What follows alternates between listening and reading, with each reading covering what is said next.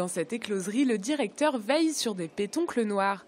Ces précieux coquillages, appréciés des cuisiniers, pourraient bien être réensemencés en rade de Brest.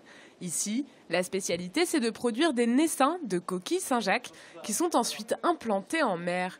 Et ça tombe bien, la coquille est une très proche cousine des pétoncles noirs. Les cultivateurs se servent donc de leurs connaissances sur les Saint-Jacques pour les adapter aux pétoncles. Vous voyez, les coquilles Saint-Jacques sont enfouies dans du sédiment. Les pétoncles noirs, dans le milieu naturel, sont fixés sur des supports, comme des huîtres, des cailloux, des différents supports comme ça.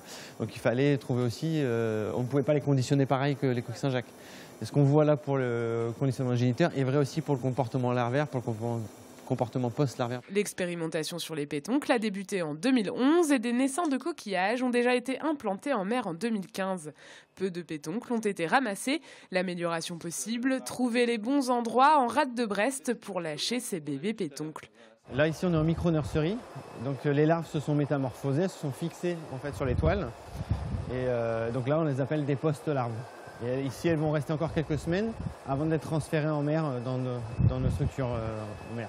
Économiquement, le jeu en vaut la chandelle.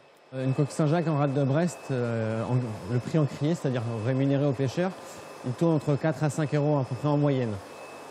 Pour le pétoncle noir, on est plutôt sur du 10 à 11 euros du kilo en crier, donc rémunéré aux pêcheurs. Donc il y a quand même un facteur 2 à 2,5. Après, pour l'instant, le marché du pétoncle noir, c'est aussi un marché de niche comparé à la coquille Saint-Jacques qui est quand même beaucoup plus diffusée en France. Mais ça reste une espèce à haute valeur ajoutée.